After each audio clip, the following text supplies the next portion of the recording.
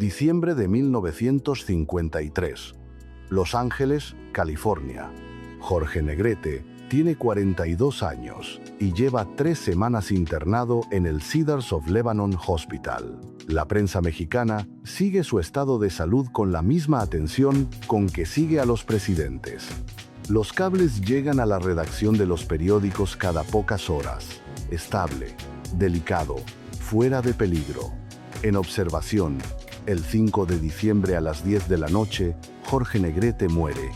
La versión oficial dice cirrosis hepática, una enfermedad que avanzó rápido, que complicó otros órganos, que al final fue más de lo que el cuerpo pudo soportar. México llora. Los periódicos sacan sus portadas con el charro cantor en blanco y negro.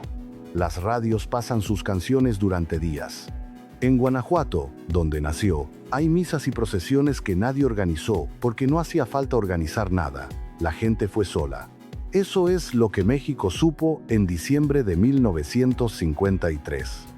Lo que no supo es lo que Harfuch encontró cuando empezó a revisar el expediente médico que el Hospital de Los Ángeles archivó esa noche. Un expediente que nadie había solicitado en 70 años y que contiene algo que la versión oficial dejó fuera.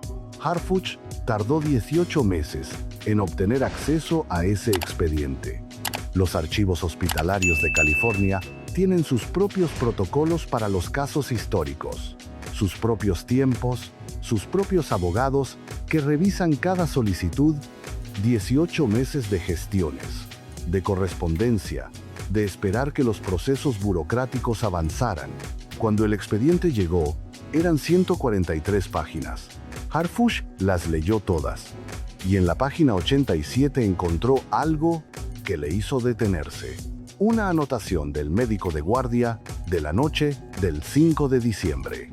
Una anotación de 4 líneas, escrita a mano con la letra comprimida de quien tiene prisa, que describe las circunstancias exactas de los últimos minutos antes del fallecimiento. Las primeras 3 líneas son clínicas, signos vitales, tiempo de respuesta, intervención del equipo. La 4ª línea es diferente. La 4ª línea dice que en el momento del fallecimiento había 3 personas en la habitación, además del personal médico. 3 personas. El expediente registra sus nombres. 2 de ellos son los que cualquiera esperaría encontrar. El tercero no. El tercero es un nombre que Harfuch tardó 4 semanas en identificar. Un nombre que no aparece en ninguna biografía de Jorge Negrete, que no está en ninguna crónica de esa noche, que no fue mencionado por ninguno de los periodistas mexicanos que cubrieron la muerte del charro cantor desde Los Ángeles, pero que estaba ahí, en la página 87 del expediente, con fecha y hora, escrito por el médico de guardia, que esa noche fue testigo de lo que pasó en esa habitación. Y lo que ese nombre revela cuando se entiende quién era esa persona, abre una parte de la historia de Jorge Negrete que 70 años de biografías oficiales mantuvieron cerrada. Antes de contarle lo que encontró Harfuch en ese expediente, tiene que entender algo sobre la enfermedad que mató a Jorge Negrete. La cirrosis hepática que aparece en el certificado de defunción era real. Los análisis del hospital lo confirman. El hígado de Negrete estaba dañado de manera severa desde meses antes de su internamiento. Eso no está en disputa. Lo que sí está en disputa, lo que el expediente documenta con una precisión que los médicos forenses que Harfuch consultó describieron como inhabitual para los estándares de la época, es la velocidad del deterioro en los últimos 10 días. Un paciente con cirrosis, en el grado que presentaba Negrete al ingresar al hospital, podía vivir semanas, podía vivir meses. En algunos casos, con los cuidados adecuados, podía estabilizarse durante años sin llegar a un desenlace fatal. Negrete ingresó el 18 de noviembre. Murió el 5 de diciembre, 17 días. Los médicos forenses que revisaron el expediente a petición de Harfuch señalaron algo en los registros de los últimos 10 días que los protocolos del hospital de 1953 no registraron con suficiente claridad, pero que sí dejan rastro.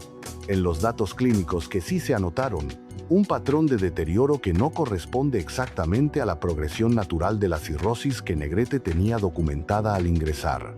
Un deterioro que se aceleró, y que se aceleró de una manera específica. Ahora hay que hablar del tercer nombre de la página 87. El hombre que estaba en esa habitación la noche del 5 de diciembre y cuyo nombre no aparece en ninguna crónica de ese día, se llamaba Rodolfo Fierro Villalobos. Harfuch tardó 4 semanas en identificarlo porque el nombre en sí mismo no decía nada. Fierro Villalobos era una figura del mundo del espectáculo mexicano en los años 50, pero no como actor ni como director. Era un intermediario. El tipo de persona que existe en todas las industrias donde el dinero y el poder se concentran en pocas manos. Alguien que conoce a todo el mundo, que facilita acuerdos, que mueve información de un lado a otro y cobra por ello. Fierro Villalobos había trabajado como intermediario entre los estudios y el sindicato de actores durante años. Conocía a Negrete. Había participado en al menos 3 negociaciones sindicales, donde Negrete fue la figura central. Y tenía vínculos documentados con un grupo de productores que llevaban años en conflicto con Negrete por el control de los acuerdos de distribución cinematográfica en el mercado latinoamericano. Un conflicto que generaba cantidades de dinero considerables. Un conflicto que Negrete había estado ganando. Harfuch cruzó el nombre de Fierro Villalobos con los registros de migración de la época. Los registros de entrada y salida de México a Estados Unidos que el gobierno mexicano mantenía en esa época para los viajeros frecuentes.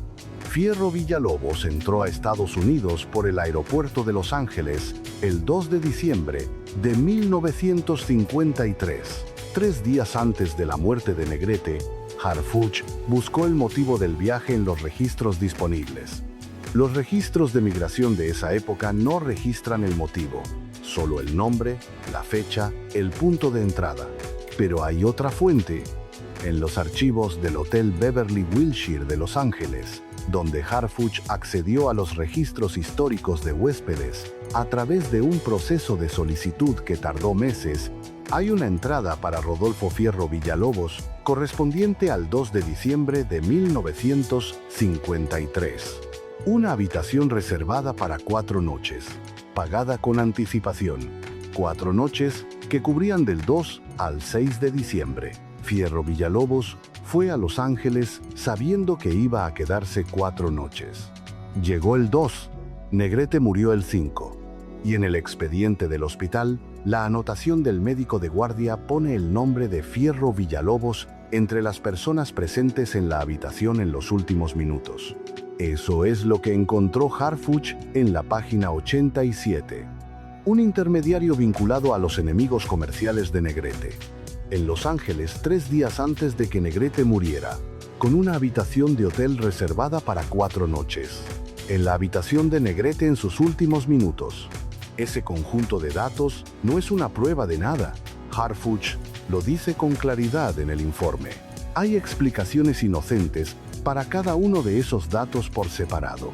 Fierro Villalobos podía estar en Los Ángeles por razones completamente ajenas a Negrete. La reserva de hotel de 4 noches podía ser una coincidencia de calendario, y estar presente en la habitación de alguien que está muriendo en un hospital es algo que pasa por decenas de razones distintas. Cada dato por separado no dice nada definitivo.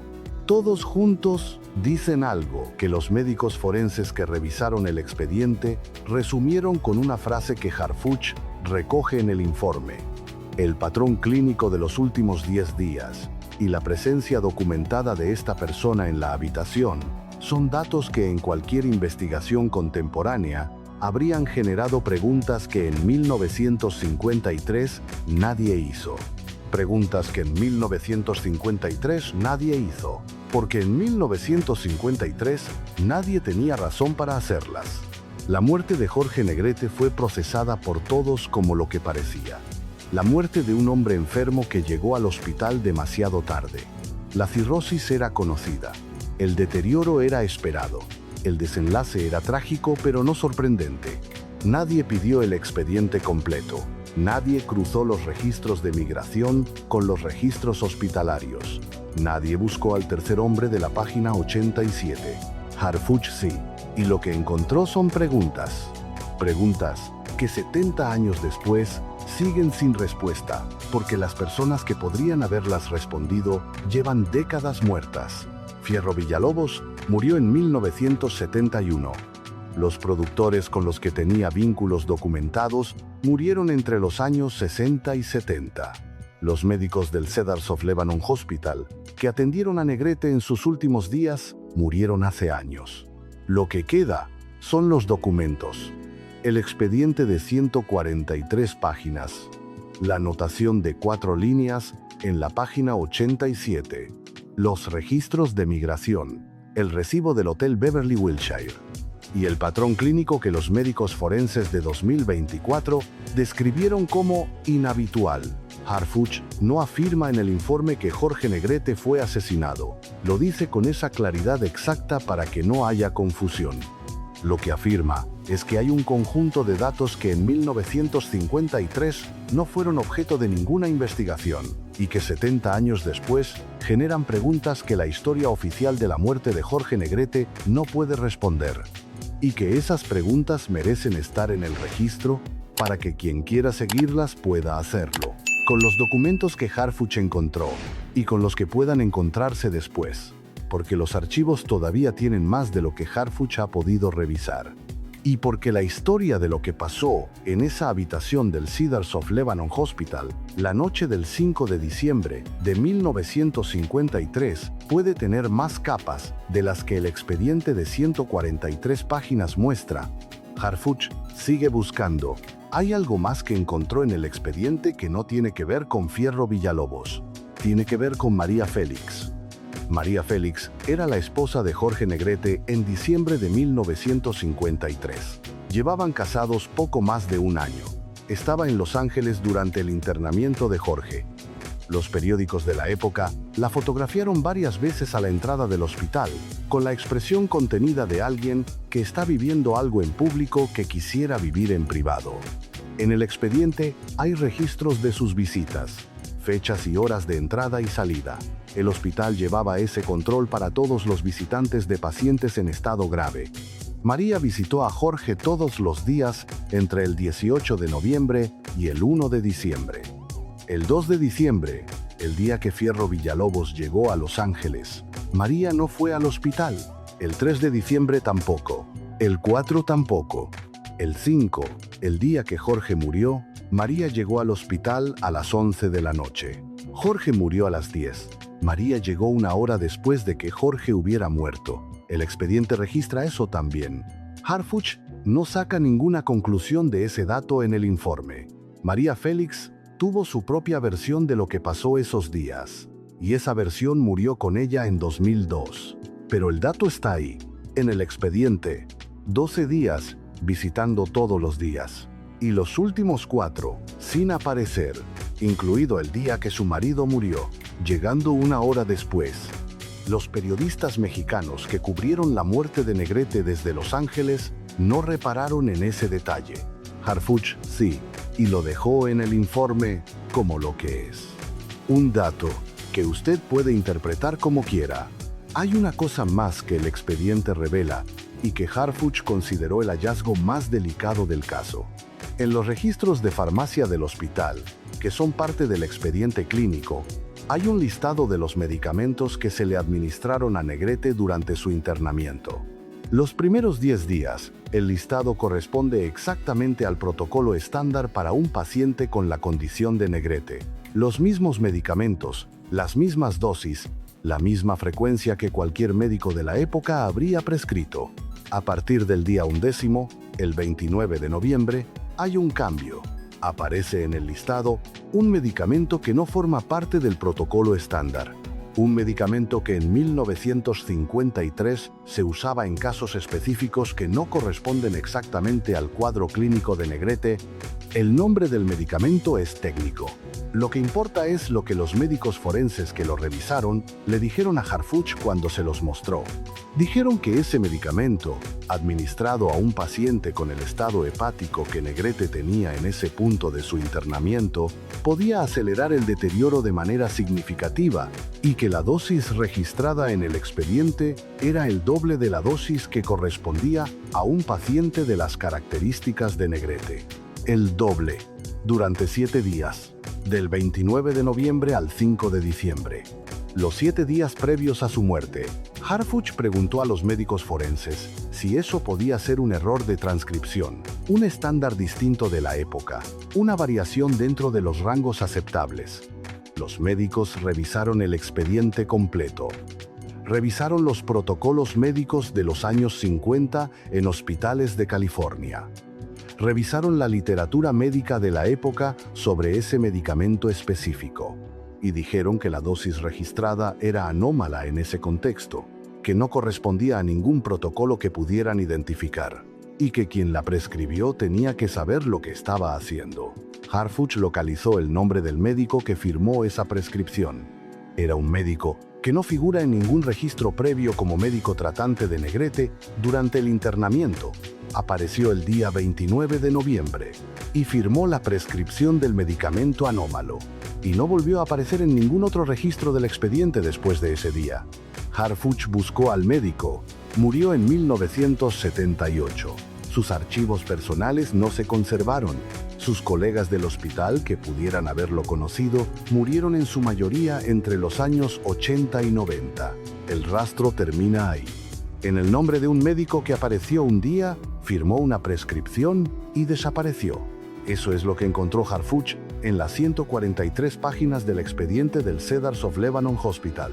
Preguntas, no respuestas. Preguntas que la historia oficial de la muerte de Jorge Negrete nunca hizo porque nadie fue a buscar el expediente. Harfuch fue, y las preguntas están ahora en el registro, para que quien quiera seguirlas pueda hacerlo, con los documentos, con los nombres, con las fechas, con el patrón clínico que los médicos forenses de 2024 describieron como inhabitual. Jorge Negrete murió el 5 de diciembre de 1953 a los 42 años. México supo que fue cirrosis.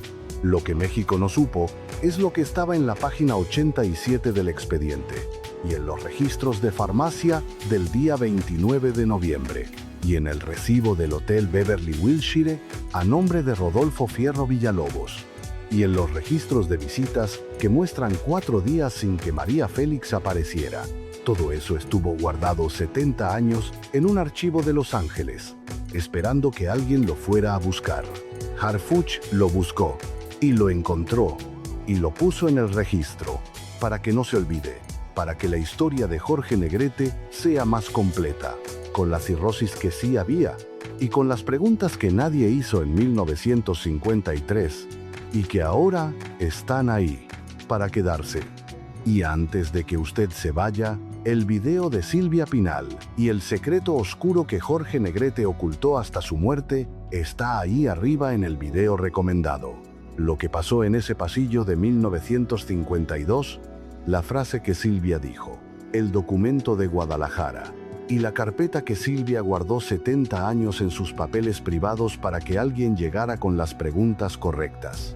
Ese video y este son la misma historia vista desde 2 ángulos. Entra. Está ahí arriba. Ahora, para entender el peso de lo que Harfuch encontró en ese expediente, hay que entender quién era Jorge Negrete dentro de la industria cinematográfica mexicana en 1953. Negrete tenía 42 años. Llevaba más de una década siendo el presidente del sindicato de actores. En ese tiempo, había construido una estructura de poder que los estudios respetaban, porque habían aprendido que el costo de no respetarla era mayor que el de negociar. Había logrado contratos colectivos que nadie antes había conseguido. Había peleado pleitos que otros actores tenían miedo de pelear. Y en 1953 estaba en medio de una disputa que era la más grande de su carrera sindical. La disputa era sobre los derechos de distribución cinematográfica en el mercado latinoamericano. Un mercado que en esa época empezaba a ser enormemente lucrativo. Las películas mexicanas dominaban ese mercado. Y quien controlaba los acuerdos de distribución, controlaba una cantidad de dinero que los estudios estimaban en cifras que hoy equivaldrían a decenas de millones de dólares. Negrete llevaba meses negociando condiciones que beneficiaban a los trabajadores de la industria, incluyendo participaciones en los ingresos de distribución que ningún sindicato había logrado antes. Había un grupo de productores que se oponían a esas condiciones. Productores con dinero suficiente para que su oposición no fuera solo verbal. Harfuch identificó a 4 de esos productores en los archivos del sindicato. 4 nombres que aparecen en la correspondencia de ese período con una frecuencia que habla de una oposición activa y organizada a lo que Negrete estaba construyendo. Rodolfo Fierro Villalobos, el intermediario que estaba en la habitación de Negrete la noche que murió, tenía vínculos documentados con 2 de esos 4 productores. Los vínculos están en los registros de las negociaciones sindicales de 1952 y 1953. Fierro Villalobos actuó como representante de esos productores en al menos 2 reuniones donde se discutieron las condiciones que Negrete quería imponer. En esas reuniones, Fierro Villalobos argumentó contra las posiciones de Negrete. Negrete ganó las 2 negociaciones. Los productores que representaba Fierro Villalobos quedaron en una posición contractual que les costaba dinero, mucho dinero. Eso también está en el registro. Y ese contexto es el que hace que la presencia de Fierro Villalobos en Los Ángeles en diciembre de 1953, 3 días antes de la muerte de Negrete, no sea un dato inocente, puede que sea coincidencia. Harfuch lo dice. Pero la coincidencia tiene suficiente forma como para merecer estar en el registro. Hay algo más sobre Fierro Villalobos que Harfuch encontró y que añade una capa adicional. 6 semanas después de la muerte de Negrete, en enero de 1954, los acuerdos de distribución que Negrete había estado negociando fueron renegociados con el nuevo liderazgo del sindicato, que todavía estaba procesando la pérdida de su figura más importante. Las condiciones finales fueron considerablemente menos favorables para los trabajadores de lo que habrían sido con Negrete al frente de la negociación. Los productores que Fierro Villalobos representaba quedaron en una posición contractual mucho mejor, 6 semanas después de la muerte de Negrete. Eso también está en el registro. Harfuch no afirma que esa secuencia de eventos tenga una causa directa. Afirma que la secuencia existe, y que en cualquier investigación seria sobre la muerte de Negrete, esa secuencia merecería atención. Una atención que en 1953 y 1954 nadie prestó, porque nadie fue a buscar el expediente, porque la muerte fue procesada como lo que parecía, y porque las preguntas que Harfuch hizo 70 años después, nadie pensó en hacerlas entonces. La historia del cine de oro mexicano tiene muchos héroes. Jorge Negrete fue uno de ellos, un hombre que peleó por los derechos de los trabajadores de una industria en un momento en que hacerlo tenía costos reales y concretos, que construyó una estructura sindical que protegió a miles de personas durante décadas, que usó su fama y su posición para hacer algo con consecuencias más allá de su propio beneficio. También fue el hombre del pasillo de 1952, el que usó ese mismo poder para bloquear proyectos de una actriz de 23 años. También fue el padre del niño de Guadalajara cuyo reconocimiento guardó en secreto. Las 3 cosas son del mismo hombre. Y ahora, a esas 3 cosas se añade algo más. La posibilidad de que su muerte no haya sido exactamente lo que la versión oficial dijo. Harfuch no lo afirma. Pregunta, y las preguntas están en el registro. En las 143 páginas del expediente, en la página 87, en los registros de farmacia del 29 de noviembre, en el recibo del Hotel Beverly Wilshire, en los contratos de distribución renegociados en enero de 1954, todo ahí, para quien quiera leerlo, para que la historia de Jorge Negrete sea la historia completa, con los logros y con las preguntas que 70 años de historia oficial no incluyeron porque nadie las hizo. Harfuch las hizo, y están en el registro, para que no se olvide lo que la página 87 dice y lo que no dice pero permite preguntar. Eso también es la historia del charro cantor. Y usted acaba de escucharla. Y el video de Silvia Pinal y el secreto oscuro que Negrete ocultó está ahí arriba en el video recomendado. El pasillo de 1952. La frase que Silvia dijo.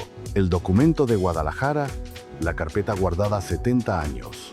Todo lo que Harfuch encontró sobre Negrete antes de que llegara el expediente del Hospital de Los Ángeles. Entra. Está ahí arriba. Harfuch pasó 3 semanas leyendo literatura médica de los años 50 antes de mostrarle el expediente a los médicos forenses. Quería entender primero qué era normal y qué no lo era en los protocolos hospitalarios de California en esa época. Quería llegar a la conversación con los expertos con suficiente contexto para hacer las preguntas correctas. Los hospitales privados de Los Ángeles en 1953 eran instituciones sofisticadas para su época.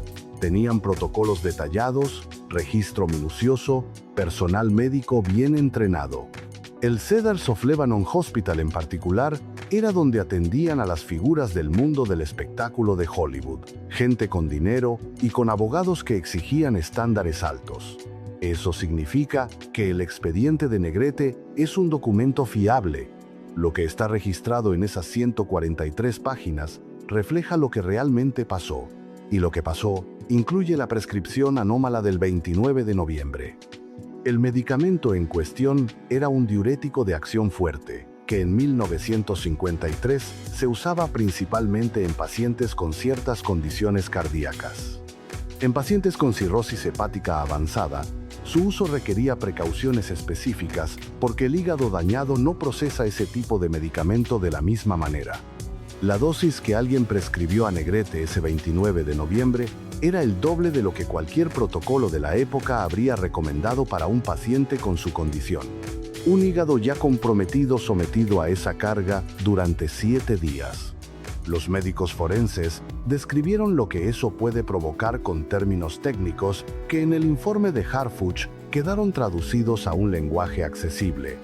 Un deterioro acelerado que desde afuera parece la progresión natural de la enfermedad, pero que por dentro tiene una causa adicional. Una causa que quien firmó esa prescripción conocía, tenía que conocerla, porque quien firmó esa prescripción era médico. Harfuch buscó todo lo que pudo sobre el médico que firmó la prescripción el 29 de noviembre. Se llamaba Arthur Brennan, era médico generalista con consulta privada en Beverly Hills. Sus pacientes habituales eran figuras del mundo del entretenimiento y sus familias. No tenía relación documentada previa con Negrete. No aparecía en los registros del hospital como médico tratante hasta ese 29 de noviembre. Y el 29 de noviembre, un martes por la tarde, firmó una prescripción para un paciente que hasta ese día estaba siendo tratado por otros 2 médicos. ¿Cómo llegó Brennan al cuarto de Negrete ese martes? ¿Quién lo llevó? ¿Quién lo conocía? Y lo puso en contacto con quien tuviera acceso a ese cuarto. Esas son las preguntas que el expediente no responde. El expediente solo registra que Brennan firmó y que nadie más firmó esa prescripción. Y que Brennan murió en 1978, sin que nadie le hubiera preguntado nada al respecto. Porque en 1978 nadie sabía que había algo que preguntar. El rastro de Brennan más allá del expediente es fragmentario. Harfuch encontró algunos registros del Colegio Médico de California, algunas menciones en directorios médicos de la época, una nota necrológica breve en el Los Angeles Times de enero de 1978 que lo describía como médico retirado y que no mencionaba ningún caso de importancia en su trayectoria. Nada que conectara a Brennan con los productores que Fierro Villalobos representaba. Nada que conectara a Brennan con Fierro Villalobos directamente. El vínculo, si existió, no dejó rastro documental que Harfuch haya podido encontrar. Harfuch pasó semanas buscando ese vínculo en todos los archivos accesibles. Los archivos del hotel donde se hospedó Fierro Villalobos. Los registros de sus movimientos en Los Ángeles durante esos 4 días. Los directorios de la comunidad mexicana en Los Ángeles de los años 50, que eran extensos porque la industria del cine tenía presencia constante en esa ciudad. Nada. Dos hombres cuyas historias convergieron en la misma habitación del mismo hospital la misma noche, sin vínculo documentado entre ellos, sin explicación registrada de por qué los dos estaban ahí. Harfuch cerró esa parte de la investigación con lo que tenía, que era suficiente para hacer las preguntas, pero no suficiente para responderlas. Y esa honestidad también está en el informe, porque Harfuch no publica lo que no puede documentar como hecho, publica lo que los documentos dicen. Y lo que los documentos dicen genera preguntas que la historia oficial nunca hizo. Eso es lo que está en el registro. Ahora hay que hablar de algo que ocurrió después de la muerte de Negrete y que Harfuch encontró en los archivos del sindicato. Algo que tampoco está en ninguna crónica de esa época. 6 días después de la muerte de Negrete, el 11 de diciembre de 1953, hubo una reunión de emergencia de la directiva del sindicato en la Ciudad de México. Las actas de esa reunión existen en el archivo histórico del sindicato. En esas actas, entre los temas de agenda ordinarios relacionados con la sucesión del liderazgo, hay un punto que los redactores de las actas registraron con una brevedad que habla de prisa o de incomodidad. El punto dice: se informa a la directiva de la existencia de documentación relacionada con las negociaciones de distribución pendientes. Se acuerda la custodia provisional de dicha documentación. Documentación relacionada con las negociaciones de distribución pendientes. La documentación que Negrete había estado acumulando para sus negociaciones. Los contratos en proceso, los acuerdos preliminares, los análisis económicos que justificaban las posiciones del sindicato. Alguien la llevó a esa reunión de emergencia. Alguien que sabía que existía y que sabía dónde estaba. Harfuch buscó en los archivos del sindicato qué fue de esa documentación después de la reunión del 11 de diciembre. Los archivos tienen un registro de custodios, una lista de quién tenía acceso a qué materiales en cada periodo. La documentación de las negociaciones de distribución de 1953 aparece en el registro de custodios bajo el nombre de un funcionario del sindicato hasta enero de 1954. En enero de 1954, cuando se renegociaron los contratos en condiciones menos favorables para los trabajadores, la documentación sale del registro de custodios. Ya no hay rastro de ella. Si se destruyó, si se archivó en otro lugar, si alguien se la llevó, el registro no lo dice. Solo dice que en enero de 1954 desapareció del inventario, el mismo mes que se renegociaron los contratos, el mismo mes que los productores que Fierro Villalobos representaba mejoraron su posición contractual de manera considerable. Eso también está en el registro. Harfuch lo pone ahí, con la misma frase que usa para los otros datos. Que es un dato que usted puede interpretar como quiera, que en cualquier investigación generaría preguntas, que en 1954 nadie hizo esas preguntas, que ahora están en el registro. Jorge Negrete fue el charro cantor, fue el presidente del sindicato, fue el hombre que peleó por los trabajadores del cine mexicano, fue el hombre del pasillo de 1952, fue el padre del niño de Guadalajara, y fue el hombre que murió en Los Ángeles en diciembre de 1953, con la cirrosis que tenía y con las preguntas que el expediente deja abiertas. Todas esas cosas son del mismo hombre, y todas están ahora en el registro, para que no se olvide, y el video de Silvia Pinal y el secreto oscuro de Negrete está ahí arriba. Entra. Hay algo que los médicos forenses le dijeron a Harfuch cuando terminaron de revisar el expediente que no quedó en el informe oficial. Se lo dijeron informalmente, al final de la sesión, cuando ya recogían sus notas. El más veterano de los tres, un hombre que llevaba 40 años haciendo autopsias e informes forenses, dijo que lo que el expediente mostraba era perfectamente consistente con dos escenarios completamente distintos. El primero, un paciente con cirrosis grave, al que un médico equivocado le prescribió una dosis incorrecta de un medicamento inadecuado, y la combinación aceleró un deterioro que de todas formas habría llegado. El segundo, un paciente con cirrosis grave, al que alguien deliberadamente le administró algo que aceleró ese deterioro de manera controlada y sin dejar rastro que una investigación superficial pudiera identificar. El médico dijo: lo que hace que el segundo escenario sea plausible es exactamente lo que hace que el primero también lo sea. Son indistinguibles con la documentación disponible. Indistinguibles. Eso es lo que tiene el caso de la muerte de Jorge Negrete después de que Harfuch revisó las 143 páginas. Dos escenarios indistinguibles. Uno en que murió de su enfermedad con el empuje adicional de un error médico, otro en que alguien usó su enfermedad como pantalla. Y 70 años de expediente sin abrir que no permiten elegir con certeza entre los dos. Harfuch lo dejó así en el informe, porque así es como está. Y porque publicar una certeza que los documentos no tienen sería hacer exactamente lo contrario de lo que Harfuch hace. Harfuch publica lo que los documentos dicen, y los documentos dicen que hay preguntas, y que esas preguntas llevan 70 años sin que nadie las hiciera. Eso es suficiente para estar en el registro. Hay algo más que Harfuch encontró fuera del expediente médico que añade contexto a todo esto. En los archivos personales de uno de los productores vinculados a Fierro Villalobos, archivos a los que Harfuch accedió a través de los herederos del productor después de un proceso de negociación que duró varios meses, hay una carta, fechada en enero de 1954, un mes después de la muerte de Negrete. La carta es del productor a un socio suyo en Ciudad de México. Es una carta de negocios, con el tono neutro que tienen los documentos que se escriben pensando en que podrían leerse por otras personas. Pero al final de la carta, después de los párrafos sobre los contratos de distribución y los acuerdos económicos, hay un párrafo que tiene un tono distinto.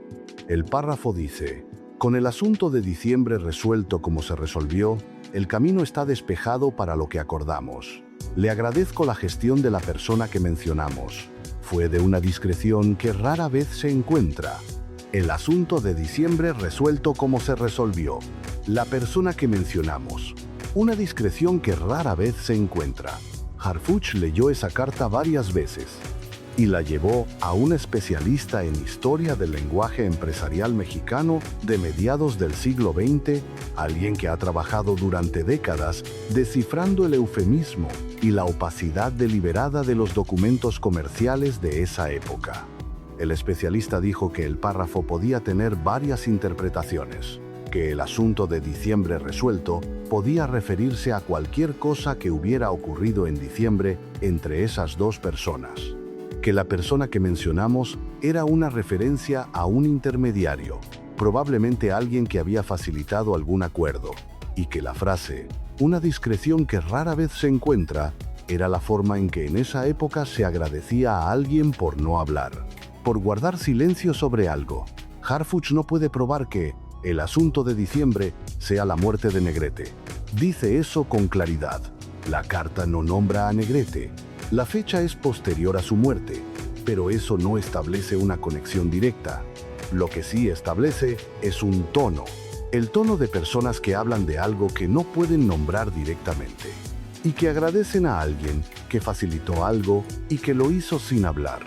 Ese tono, en ese contexto, con esos actores y esas fechas, es lo que Harfuch incluyó en el informe, como un dato más, que usted puede interpretar como quiera. Hay una persona que sí habló con Harfuch sobre lo que pasó en diciembre de 1953. Una persona que en 1953 tenía 20 años y que trabajaba en los estudios Churubusco como asistente de producción. Una persona que para 2024 tenía más de 90 años y que vivía en una colonia del sur de la Ciudad de México con su hija y sus nietos. Una persona que en más de 70 años nunca había contado lo que escuchó en una conversación que no era para sus oídos. Que la escuchó porque estaba en el lugar equivocado en el momento equivocado. En un pasillo de los estudios Churubusco, 3 días antes de que Negrete fuera internado en Los Ángeles, Harfuch la localizó a través de los registros de empleados de los estudios de esa época. Fue uno de los hallazgos más inesperados de la investigación. porque en ningún momento había calculado que pudiera haber un testigo directo de algo relevante a esa distancia temporal. La mujer, cuyo nombre Harfuch no publica en el informe para proteger su privacidad, le contó lo que escuchó en ese pasillo. Una conversación entre dos hombres, que hablaban en voz baja, pero no lo suficientemente baja, sobre Negrete, sobre Los Ángeles, sobre algo que iba a pasar, y sobre una persona que iba a viajar. La mujer no entendió en ese momento lo que estaba escuchando. Era una conversación fragmentada, en términos que una asistente de producción de 20 años no tenía contexto para descifrar, pero la recordó. Durante 70 años la recordó, porque 3 días después, Negrete fue internado en Los Ángeles. Y la conversación que había escuchado empezó a tener un contorno que no tenía cuando la escuchó. Harfuch le preguntó por qué nunca lo había contado. La mujer dijo que porque nadie le había preguntado, y porque durante décadas había pensado que quizás lo que había escuchado no era lo que parecía, que quizás era solo la paranoia de una mujer joven que había escuchado una conversación sin contexto y que la había adornado con el tiempo. Harfuch le preguntó qué tan seguros estaba de los detalles.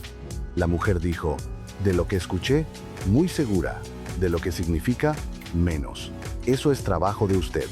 De lo que escuché, muy segura. De lo que significa, menos. Eso es trabajo de usted. Eso es exactamente el tipo de testimonio que Harfuch sabe usar. Un testimonio que no pretende ser más de lo que es, que da lo que da y que deja el resto en manos de quien tiene los documentos para contextualizarlo. La conversación que la mujer escuchó en el pasillo de Churubusco 3 días antes del internamiento de Negrete, el expediente de 143 páginas del Cedars of Lebanon Hospital, el nombre en la página 87, la prescripción del 29 de noviembre, el recibo del Hotel Beverly Wilshire, los contratos renegociados en enero de 1954, la carta con el agradecimiento por la discreción. Todo eso junto. Harfuch lo puso junto en el informe y lo dejó ahí, para que usted lo lea y se pregunte lo mismo que él se preguntó cuando terminó de revisar las 143 páginas. Si lo que pasó en ese hospital de Los Ángeles en diciembre de 1953 fue exactamente lo que la versión oficial dijo, o si hubo algo más, algo que 70 años de historia oficial no incluyeron, porque nadie fue a buscar el expediente. Harfuch fue, y las preguntas están ahora en el registro, para que no se olvide, para que la historia de Jorge Negrete sea la historia completa, con el charro cantor, y con las 143 páginas, y con la página 87, y con el nombre que nadie había buscado. Todo ahí, para quedarse. Y el video de Silvia Pinal y el secreto que Negrete ocultó está ahí arriba en el video recomendado. Todo lo que pasó en vida de Negrete que la historia oficial tampoco incluyó. El pasillo de 1952. El documento de Guadalajara. La carpeta de Silvia, guardada 70 años. Entra. Está ahí arriba. Ahora, hay algo que ocurrió después de que Harfuch publicó el informe que vale la pena contar. A los 3 días de la publicación, el equipo de Harfuch recibió un mensaje. Lo envió una mujer desde una dirección de correo que no daba ninguna información sobre quién era. El mensaje era corto. Decía que había leído el informe, que conocía algo que podía ser relevante, que quería hablar. Harfuch respondió. La mujer tardó 5 días en volver a escribir. Cuando lo hizo, explicó quién era. Era la hija de uno de los médicos que habían atendido a Negrete durante su internamiento en el Cedars of Lebanon. Uno de los 2 médicos que aparecían en el expediente como tratantes principales, no el tercero, el de la prescripción anómala. Su padre había muerto en 1989, pero antes de morir le había contado algo. Algo que la hija había guardado durante 35 años sin saber exactamente qué hacer con ello, sin saber si era importante, sin saber si alguien querría escucharlo, hasta que leyó el informe de Harfuch y entendió que sí había alguien que querría escucharlo. Harfuch la llamó al día siguiente de recibir ese segundo mensaje. Hablaron 2 horas. Lo que la mujer le contó Es lo que su padre le había dicho en una conversación que tuvieron en 1987, 2 años antes de que él muriera. El padre tenía 80 años en 1987. Estaba en el final de su vida y llevaba décadas cargando algo que, según su hija, le había pesado durante todos esos años. Lo que le contó a su hija en 1987 era lo que había visto el 29 de noviembre de 1953 en el hospital, el día en que apareció Brennan, el médico que prescribió la dosis anómala. El padre de la mujer estaba en el hospital ese día. Era médico tratante de Negrete. Estaba al tanto del estado de su paciente y vio a Brennan entrar al cuarto de Negrete. Lo vio salir 20 minutos después. Y esa tarde, cuando revisó las notas médicas del día, encontró la prescripción firmada por Brennan. La leyó y supo que algo estaba mal. Supo que esa dosis no correspondía, que Brennan no tenía autorización para prescribir nada a un paciente que no era suyo, que la prescripción había saltado los protocolos normales del hospital. Fue a hablar con el director médico del hospital. El director lo escuchó y le dijo que lo dejara estar. Esas 4 palabras: que lo dejara estar. El padre de la mujer tenía 30 y pocos años en ese momento. Era médico nuevo en el hospital. El director médico era una institución. Su autoridad era completa y su juicio era el que regía. El padre lo dejó estar y cargó con eso durante 36 años, hasta la conversación de 1987 con su hija. Harfuch le preguntó a la hija si su padre le había explicado por qué el director le dijo que lo dejara estar. La mujer dijo que sí, que su padre le explicó lo que entendió en ese momento, que el director médico conocía a Brennan, que Brennan era el médico de algunas de las figuras más influyentes de Hollywood de esa época, y que el director había recibido una llamada esa tarde. Una llamada que le había llegado antes de que el padre de la mujer fuera a su oficina. Una llamada de alguien que le había pedido que no se hicieran preguntas sobre la prescripción. El director no le dijo al padre quién había llamado, solo le dijo que lo dejara estar, y lo dejó estar. Durante 36 años, la mujer le preguntó a Harfuch qué iba a hacer con lo que le había contado. Harfuch le dijo que lo iba a incluir en una adenda al informe original, que lo que le había contado era un testimonio de segunda mano, que tenía sus limitaciones, pero que añadía contexto a los datos que los documentos ya mostraban. La mujer dijo que se alegraba, que su padre habría querido que se supiera, que había pasado demasiados años con eso guardado. Harfuch preguntó cómo se llamaba el padre. La mujer le dijo el nombre. Harfuch lo buscó en los registros del hospital. Estaba ahí, en el expediente de Negrete, como médico tratante desde el día del ingreso hasta el 4 de diciembre, el día antes de que Negrete muriera. El 4 de diciembre su nombre desaparece del expediente. El último día que aparece es el 3. Y el 5, el día de la muerte, el expediente registra solo a 2 personas del personal médico en la habitación. El nombre del padre de la mujer no está entre ellos. Alguien lo había apartado del caso en los días finales. El expediente no explica cómo ni por qué. Solo registra que el 3 de diciembre fue la última vez que apareció como médico tratante de Jorge Negrete. 2 días antes de que Negrete muriera, Harfuch incluyó todo esto en la adenda del informe que publicó en noviembre de 2024, 3 semanas después de la publicación original. La adenda añade una capa más a las preguntas que el informe original ya dejaba abiertas. Una capa que tiene nombre, el nombre del médico que fue apartado, el nombre del director que recibió una llamada, el nombre de Brennan que apareció y desapareció, el nombre de Fierro Villalobos en la página 87. 4 nombres en una cadena que conecta el 29 de noviembre con el 5 de diciembre de 1953. Y una llamada que nadie puede ya rastrear, porque quien la hizo y quien la recibió llevan décadas muertos. Eso es lo que queda: los nombres, las fechas, las preguntas. Y la hija de un médico que esperó 35 años a que alguien publicara un informe que le dijera que había un lugar donde contar lo que su padre le había confesado. Ese lugar llegó en octubre de 2024. Y la hija llamó y lo contó. Y ahora está en el registro, para que no se olvide.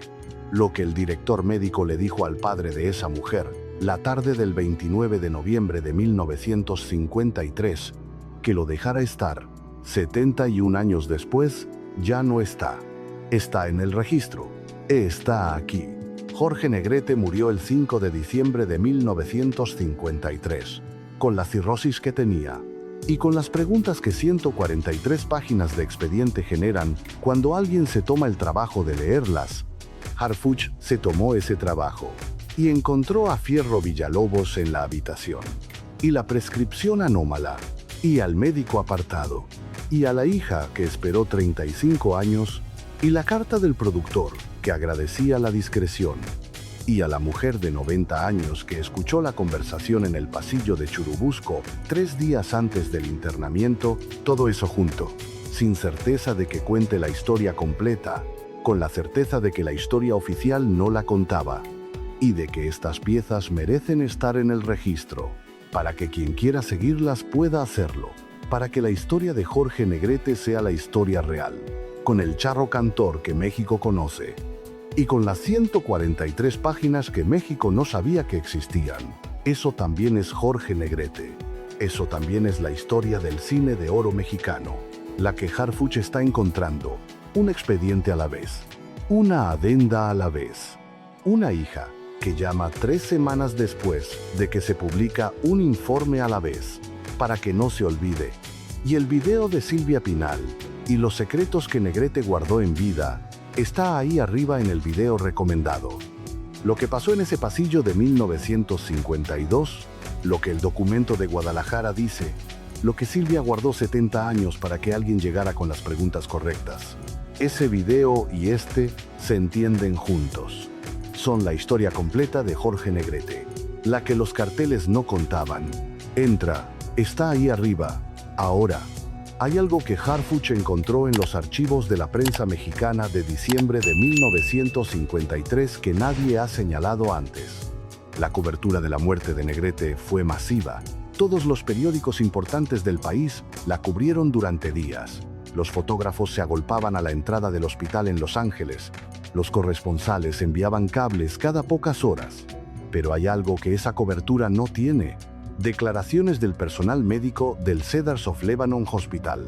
En todas las coberturas de muertes de figuras públicas de esa época, los médicos declaraban. Era parte del protocolo. El médico tratante salía a dar una declaración breve sobre las causas del fallecimiento, sobre el estado del paciente en las últimas horas, sobre lo que la familia había pedido. En la cobertura de la muerte de Negrete, los médicos no declararon. No hay una sola declaración de ningún médico del hospital en ninguno de los periódicos que Harfuch revisó. Lo que hay es un comunicado escrito del hospital, un párrafo, firmado por la administración, no por ningún médico específico, que confirmaba el fallecimiento y señalaba la cirrosis hepática como causa. Un párrafo, sin firma médica, sin conferencia de prensa, sin ninguna de las declaraciones que normalmente acompañaban este tipo de noticias en esa época. Harfuch lo señaló en el informe como una anomalía menor. Menor porque por sí sola no dice nada definitivo. Mayor en el contexto de todo lo demás. Alguien decidió que los médicos del Cedars of Lebanon no iban a hablar con la prensa sobre la muerte de Jorge Negrete. Esa decisión la tomó alguien con autoridad suficiente para que los médicos la acataran. En un hospital privado de Beverly Hills en 1953, esa autoridad tenía un nombre: el director médico, el mismo que le dijo al padre de la mujer que lo dejara estar, el mismo que recibió la llamada la tarde del 29 de noviembre, el mismo que 3 días después de esa llamada apartó al médico tratante de Negrete del caso, el mismo que 6 días después de esa llamada emitió un comunicado de una sola párrafo sin firma médica y no permitió que ningún médico hablara con la prensa. Una secuencia de decisiones, tomadas por la misma persona, en el mismo periodo, todo consistente, todo sin dejar el tipo de rastro documental que hubiera permitido a alguien en 1953 o en los años siguientes construir un argumento que sostener en público.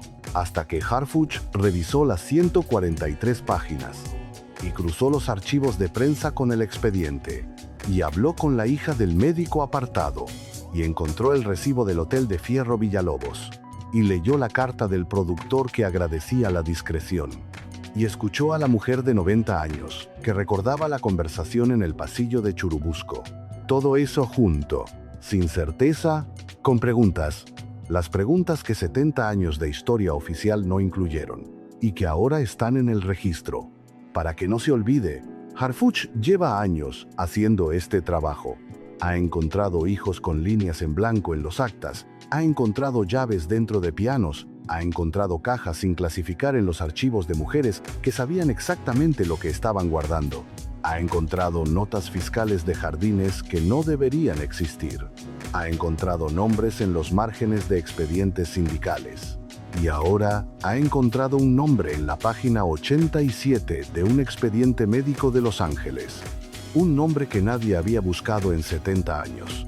Porque nadie fue a pedir el expediente. Harfuch fue, y el nombre está ahí, con fecha y hora. Escrito por el médico de guardia de la noche del 5 de diciembre de 1953. Un médico anónimo que hizo su trabajo, que registró lo que vio, que escribió los 3 nombres de las personas en la habitación con la misma letra con que había escrito todo lo demás esa noche, sin saber que 70 años después ese nombre iba a importar, pero escribiéndolo, con cuidado, porque eso es lo que hace un médico cuando registra lo que ve. Lo escribe, y queda, y los archivos lo guardan, con la paciencia que tienen los archivos, hasta que alguien llega a buscarlo. Harfuch llegó, y lo encontró, y lo puso en el registro, para que no se olvide, la muerte de Jorge Negrete, las 143 páginas, la página 87, el nombre, las preguntas, todo ahí, para quedarse, y el video de Silvia Pinal, y el oscuro secreto que Negrete ocultó hasta su muerte, está ahí arriba en el video recomendado, El pasillo de 1952. La propuesta que Silvia rechazó, el documento de Guadalajara, la carpeta guardada 70 años, todo lo que Negrete llevó consigo, y todo lo que Silvia eligió no usar. Ese video y este son los 2 lados de la misma historia. Entra, está ahí arriba. Ahora, hay una última cosa que Harfuch encontró en la adenda de noviembre de 2024, que no había podido establecer cuando publicó el informe original.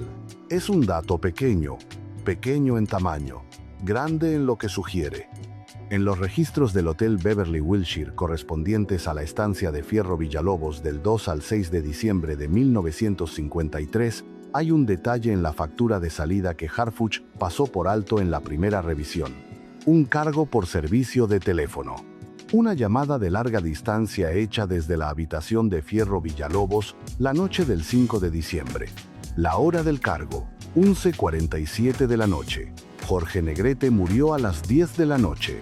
1 hora y 47 minutos después de la muerte de Negrete, Fierro Villalobos hizo una llamada de larga distancia desde su habitación del hotel. Los registros de teléfono de los hoteles de esa época registraban el número marcado para el cargo correspondiente.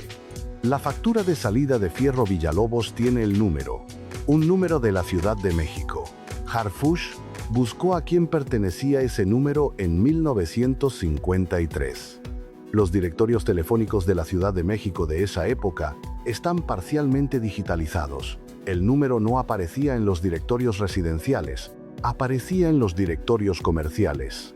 Era el número de oficina de uno de los 4 productores que Harfuch había identificado como opositores de Negrete en las negociaciones sindicales.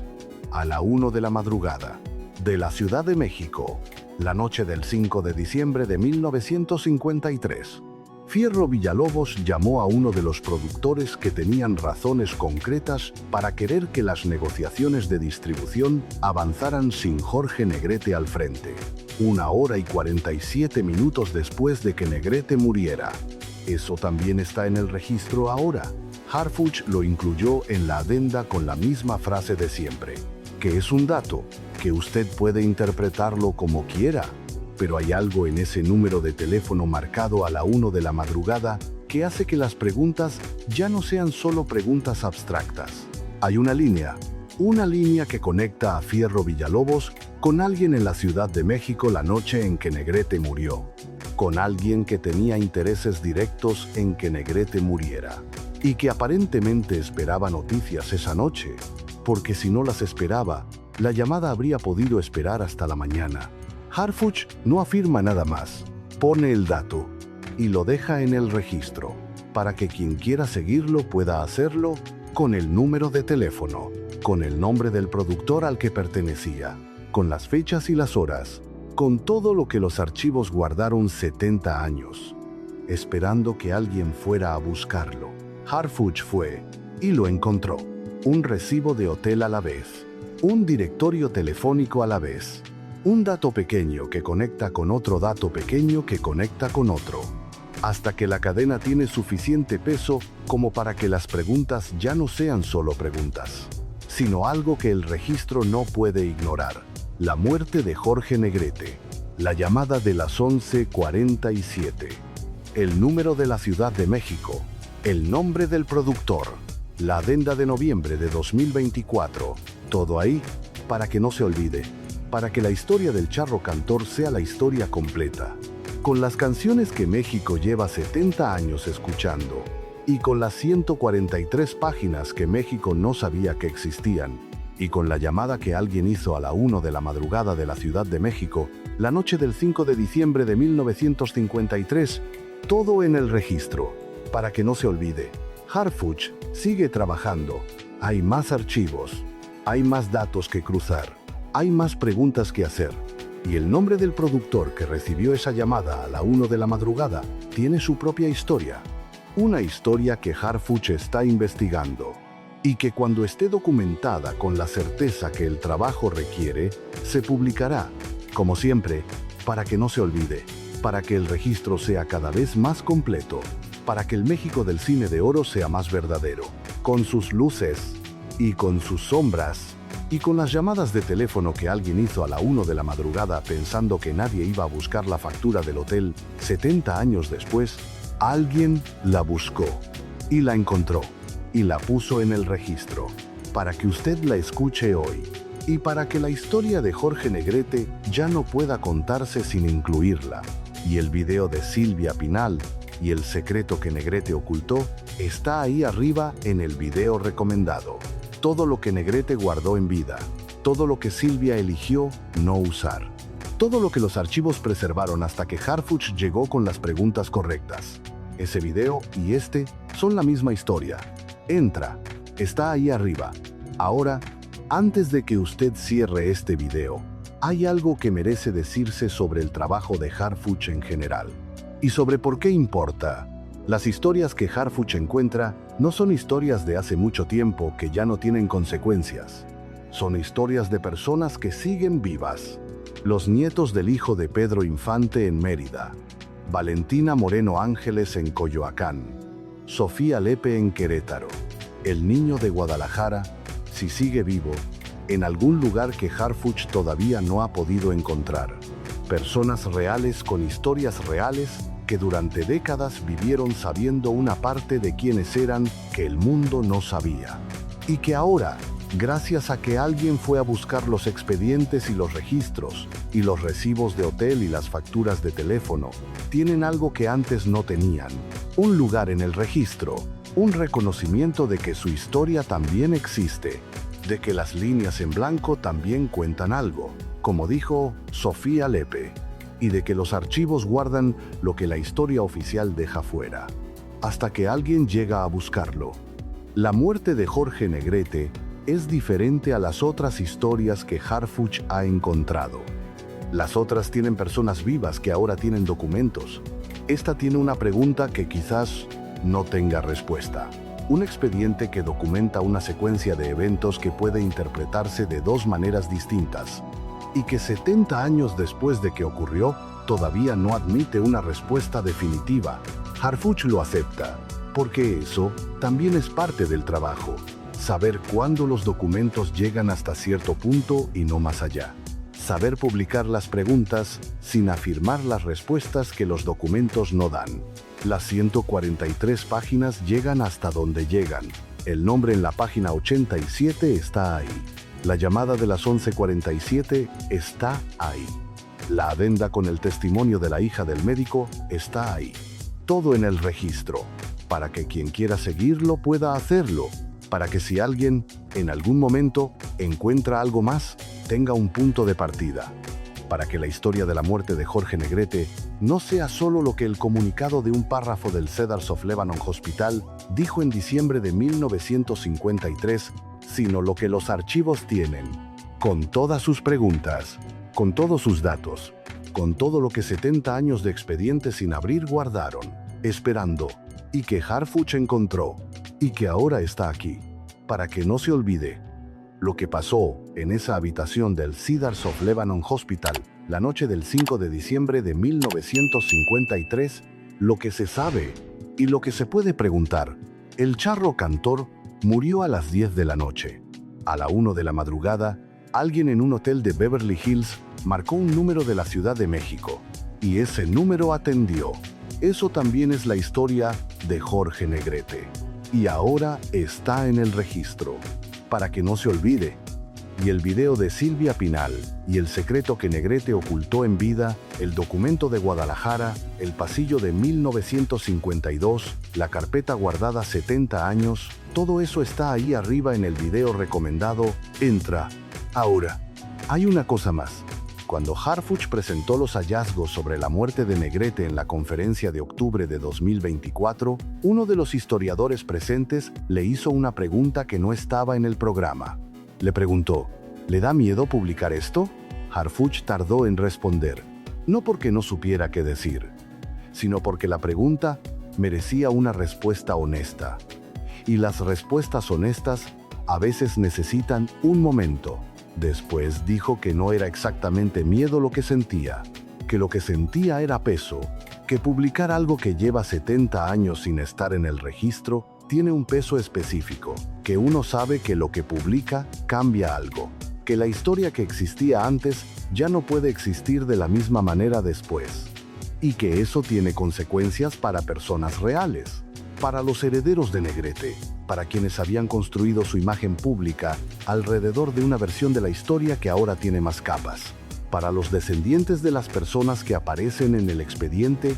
Harfuch dijo que pensaba en todas esas personas cada vez que iba a publicar algo, y que después publicaba porque el registro merece ser completo, porque las historias incompletas no le hacen un favor a nadie, ni a los que están en ellas ni a los que las escuchan.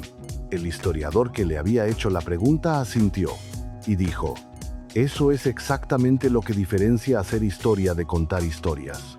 Hacer historia de contar historias. Harfuch hace historia, con los expedientes que nadie había pedido, con los recibos de hotel, con los directorios telefónicos, con las hijas que guardan 35 años una confesión de su padre, con las mujeres de 90 años que recuerdan conversaciones en pasillos, con los nombres en la página 87, con todo lo que los archivos guardan hasta que alguien llega a buscarlo. Harfuch llega y lo encuentra y lo pone en el registro, para que no se olvide, para que la historia del cine de oro mexicano sea la historia real, con Jorge Negrete completo, y con las 143 páginas que el Cedars of Lebanon Hospital archivó la noche del 5 de diciembre de 1953.